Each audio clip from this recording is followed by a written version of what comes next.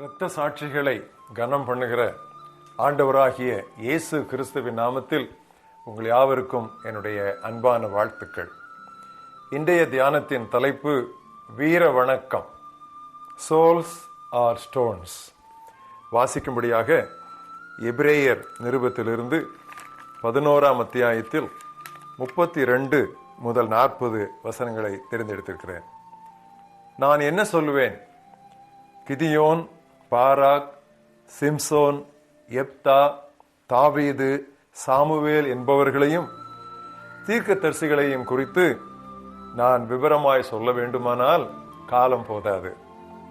விசுவாசத்தினாலே அவர்கள் ராஜ்யங்களை ஜெயித்தார்கள், நீதியை நடப்பித்தார்கள், வாக்குத்தத்தங்களை பெற்றார்கள், சிங்கங்களின் வாய்களை அடைத்தார்கள், அக்கினியின் உக்கிரத்தை அவித்தார்கள், பட்டய கருக்குக்கு தப்பினார்கள், பலவீனத்தில் பலன் கொண்டார்கள், யுத்தத்தில் வல்லவர்களானார்கள், அந்நியருடைய சேனைகளை முறியடித்தார்கள். பெண்கள் சாக கொடுத்த தங்களுடையவர்களை உயிரோடு எழுந்திருக்க பெற்றார்கள். வேறு சிலர் மேன்மையான உயிர்த்தெழுதலை அடையும்படி விடுதலை பெற சம்மறியாமல் வாதிக்கப்பட்டார்கள்.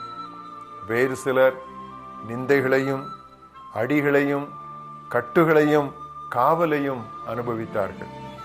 கல்லெறியுண்டார்கள், வாளால் அறுப்புண்டார்கள், பரீட்சை பார்க்கப்பட்டார்கள், பட்டயத்தினாலே வெட்டப்பட்டு மரித்தார்கள். செம்மறியாட்டு தோள்களையும் வெள்ளாட்டு தோள்களையும் போர்த்து கொண்டு திரிந்து குறைவையும் உபத்திரவத்தையும் துன்பத்தையும் அனுபவித்தார்கள். உலகம் அவர்களுக்கு பாத்திரமாய் இருக்கவில்லை. அவர்கள் வனாந்தரங்களிலேயும் மலைகளிலேயும் குகைகளிலேயும் பூமியின் வெடிப்புகளிலேயும் சிதறுண்டு அலைந்தார்கள். இவர்கள் எல்லாரும் விசுவாசத்தினாலே நற்சாட்சி பெற்றும் வாக்குத்தத்தம் பண்ணப்பட்டதை அடையாமல் போனார்கள். அவர்கள் நம்மை அல்லாமல் பூரணர் ஆகாதபடிக்கு விசேஷித்த நன்மையானதொன்றை தேவன் நமக்கென்று முன்னதாக நியமித்திருந்தார். இன்றைய மனப்பாட வசனம் இதே எபிரேயர் 11ஆம் அத்தியாயத்தின் 35ஆம் வசனம். மற்றவர்கள் விடுதலை பெற சம்மதியாமல் மேலான உயிர்த்தெழுதலை அடையும்படி வதைக்கப்பட்டார்கள். Others were tortured, not accepting deliverance, that they might obtain a better resurrection. இன்று ஜனவரி 23ஆம் நாள். இது இந்திய வரலாற்றில் ஓர் இருண்ட நாள். ஆஸ்திரேலிய மருத்துவ மிஷனரி கிரஹாம் ஸ்டெயின்ஸ் அவர்களும் அவரது இரு மகன்களும் 1999 இன்று ஒரிசா மாநிலத்தில் உயிருடன் எரிக்கப்பட்டனர். இந்த படுகொலை இந்திய மண்ணை கரைப்படுத்தி விட்டாலும் அமோகமான ஆன்மீக அறுவடைக்கென்று விதைக்கப்பட்ட விதைகள் என்றே அவர்களை நாம் அழைக்க வேண்டும். சுவிசேஷம் என்றால் என்ன, மிஷனரி என்றால் என்ன, மனம் திரும்புதல் என்று என்ன, யாருக்குமே அநேக கிராமத்துக்கு தெரியாத ஒரு சூழ்நிலையிலே இந்த சம்பவத்திற்கு பிறகு எந்த கிராமத்திற்கு போனாலும் மிஷனரி என்கிற வார்த்தைக்கு, சுவிசேஷம் என்கிற வார்த்தைக்கு, கன்வர்ஷன் என்கிற வார்த்தைக்கு அர்த்தம் தெரிய ஆரம்பித்து விட்டது. அப்போஸ்தலன் தோமா சென்னையில் இரத்த சாட்சியாய் மரித்தார். இந்நகரில்தான் இந்திய திருச்சபை இன்று வலுவாய் உள்ளது. தாமஸ் புரூக்ஸ் என்று 16ஆவது நூற்றாண்டிலே ஒரு தெய்வீக மனிதர் இருந்தார். அவர் இப்படி சொன்னார்: சாப்பிட விரும்புவது போல இரத்த சாட்சிகளை சாக விரும்ப செய்தது தெய்வீக பிரசன்னமே என்றார். Divine presence made the martyrs as willing to die as to dine. சபையின் ஜெபத்தை கேட்டு ஆண்டவர் பேதுருவை சிறைச்சாலையிலிருந்து விடுவிக்க தமது தூதனை அனுப்பினார். இக்கட்டான சமயங்களிலும் ஆபத்து நிறைந்த சூழல்களிலும் துன்புறுத்தலுக்கு உட்படுவோருக்கு நமது ஜெபங்கள் என்ன செய்யக்கூடும் என்று நாம் குறைவாய் எண்ணிவிடக்கூடாது. இரத்த சாட்சி மரணத்திற்கு முன் சவாலிடப்பட்ட பொழுது முதல் நூற்றாண்டிலே வாழ்ந்த பிஷப் போலிகார்ப் என்ன சொன்னார் தெரியுமா? 86 ஆண்டுகள் நான் கிறிஸ்துவை சேவித்துள்ளேன், அவர் எனக்கு ஒரு தீங்கும் செய்யவில்லை. அப்படி இருக்கும்போது என் ராஜாவும் என் இரட்சகருமானவரை நான் தூஷிப்பது எப்படி? அந்த வேளையிலே அவருக்காக யாரெல்லாம் ஜெபித்துக் கொண்டிருந்தார்களோ எனக்கு 2 தலைகள் இருந்தால் கிறிஸ்துவுக்காய் அவை 2மே வெட்டப்பட வேண்டுமானாலும் நான் வெட்டுவிடுவேன் என்றார் ஹென்றி வாஸ் என்ற பக்தன்.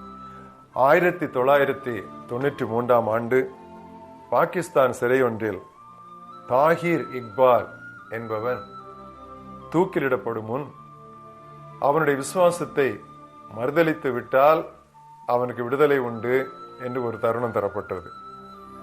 அப்பொழுது அவன் சொன்னது என்ன தெரியுமா? நான் தொங்க வேண்டிய கயிற்றை முத்தம் செய்ய ஆயத்தம், ஆனால் ஒருபோதும் என் விசுவாசத்தை நான் மறுதலிக்க மாட்டேன் என்றான். ஃபாக்ஸஸ் புக் ஆஃப் மார்டையர்ஸ் என்கிற புத்தகத்தை ஒவ்வொரு கிறிஸ்தவனும் கட்டாயம் வாழ்க்கையில் ஒரு முறையாவது வாசித்தாக வேண்டும். தமிழிலே இரத்த சாட்சிகள் என்று லேமன்ஸ் இவாஞ்சலிக்கல் ஃபெல்லோஷிப் நிறுவனத்தார் வெளியிட்டிருக்கிறார்கள். சிறிய நூல்தான், அதையாவது கட்டாயம் வாங்கி வாசியுங்கள். பொதுவாக நாம் கவனிப்பது என்னவென்றால், அதிகமாய் எதிர்க்கிற நபர்களே சீக்கிரம் மனம் திரும்பி தீவிரமாய் திருவசனத்தை பறைசாற்றுகிறவர்களாய் மாறிவிடுவார்கள். இதை நாம் பணிக்களங்களிலே, மிஷனரி பணிக்களங்களிலே அடிக்கடி கண்டிருக்கிறோம். காரணம், துன்புறுத்துவோருக்காய் நாம் மிகவும் தீவிரமாய் நாம் ஜெபிக்கிறோம். அந்த ஜெபத்தை கேட்டு கர்த்தர் அவர்களுக்குள்ளே அப்படிப்பட்ட ஒரு செயலை புரிந்து விடுகிறார். ஸ்தேவான் ஜெபித்தான். விளைவு என்ன? வாலிபன் சவுல் ஆழமாய் தொடப்பட்டான். சீர்திருத்தவாதியும் வேதாகம மொழிபெயர்ப்பாளருமான வில்லியம் டிண்டேல் 15ஆம் நூற்றாண்டின் துவக்கத்தில் இருந்தவர். அவர் கழுத்து நெரிக்கப்பட்டு தீக்கிரையாக்கப்படும் முன் இப்படி ஜெபித்தார்: ஆண்டவரே, இங்கிலாந்து நாட்டு மன்னரின் கண்களை திறந்தருளும். O Lord, open the eyes of the King of England. கடவுள் அவர் ஜெபத்தை கேட்டார். வேதாகமத்தை மொழியாக்க மன்னன் ஆணையிட்டான். கிங் ஜேம்ஸ் வெர்ஷன் வெளிவந்தது. அந்த மொழியாக்கத்தின் ஆசீர்வாதத்தை அறியாதவர் யார்? திருச்சபையானது துன்புறுத்தலினால் வியாகுலப்படும் பொழுது திருச்சபையின் ஆண்டவர் என்ன செய்கிறார் தெரியுமா? துன்புறுத்துவோரை பார்த்து நகைக்கிறார், சிரிக்கிறார். இது நமக்கு பேரூக்கம். கடவுள் சிரித்தார், கடவுள் சிரிக்கிறார் என்று சொல்லி வேதத்தில் 3 முறைதான் வாசிக்கிறோம். ஒன்று சங்கீதம் 2:4, இன்னொன்று சங்கீதம் 37:13, இன்னொன்று சங்கீதம் 59:8. இந்த 3 குறிப்புகளிலும் அது எப்பொழுதுமே தனிநபர்கள் அல்லது நாடுகள் ஆண்டவருக்கு விரோதமாக செயல்படுவதையும் தீய சக்திகள் முறிக்கப்படுதலையும் அடுத்தே வருகிறது. அல்லேலூயா. எனவே நமது ஊழியக்காரர்களுக்கு, நமது மிஷனரிகளுக்கு, கிறிஸ்தவ விசுவாசிகளுக்கு ஆங்காங்கே பிரச்சனைகளும் நியாயமற்ற தண்டனைகளும் சிறைவாசகங்களும் கொடுக்கப்படுமானால், நாம் பொதுவிடங்களிலே உட்கார்ந்து கொண்டு புரொட்டஸ்ட் ஃபாஸ்ட், உண்ணாவிரதம் என்று நாம் நடத்துவதை விட மறைவிலே இருந்து கொண்டு உபவாசம் பண்ணி ஆண்டவரை நோக்கி நாம் ஜெபித்தால் கர்த்தர் பெரிய காரியங்களை செய்வார். Fasting prayers in secret are more effective than protest fasts in public. அப்போஸ்தலர் நடபடிகளை திரும்ப திரும்ப வாசித்தால் நமக்கு விளங்குகிற முடிவான சத்தியம் இதுவே. ஜெபிப்போம்.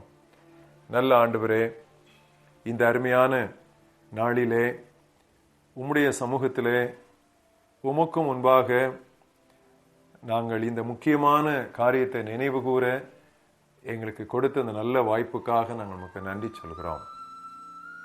ஆண்டவரே, கிரஹாம் ஸ்டெயின்ஸ் அவருடைய 2 பிள்ளைகளும் உயிரோடு எரிக்கப்பட்ட அந்த கோர சம்பவத்தை இன்று நாங்கள் நினைவு கூறுகிறோம். இரத்த சாட்சிகளின் இரத்தமே திருச்சபையின் வித்து என்பதை திரும்ப திரும்ப நாங்கள் சபை சரித்திரத்தில் கண்டிருக்கிறோம். ஆண்டவரே, கர்த்தாவே, மிஸ்ஸஸ் கிரஹாம் ஸ்டெயின்ஸ்காகவும் அவர்களுடைய விடப்பட்ட ஒரே மகளுக்காகவும் அவர்களுடைய எதிர்காலத்திற்காகவும் நாங்கள் ஜெபிக்கிறோம். மறைவிடங்களிலே உமக்காக பாடுபட்டு உழைத்துக் கொண்டிருக்கிற எல்லா மிஷனரிகளையும் நாங்கள் நினைக்கிறோம். சுவிசேஷத்தை அறிவிக்க கூடாதுங்கிற தடை சட்டம் விதிக்கப்பட்ட நாடுகளிலே மறைந்திருந்து உடைய சுவிசேஷத்தை தைரியமாய் அறிவித்துக் கொண்டிருக்கிற துணிச்சலான ஆத்மாதாய வீரர்களுக்காக நாங்கள் ஜெபிக்கிறோம். இந்த வீர வணக்கம் எந்நாளும் திருச்சபையிலே எழுதப்பட்டு கொண்டே இருக்க வேண்டும். அது நடைமுறையிலே தினமும் சொல்லப்பட வேண்டும். ஆண்டவரே, எங்களையும் இரத்த சாட்சிகளாய் மரிக்க ஒரு தேவை வருமானால் அதற்கு ஆயத்தமாக்கும். இயேசு கிறிஸ்துவின் நாமத்தில் ஜெபிக்கிறோம் எங்கள் ஜீவனுள்ள பிதாவே, ஆமென்.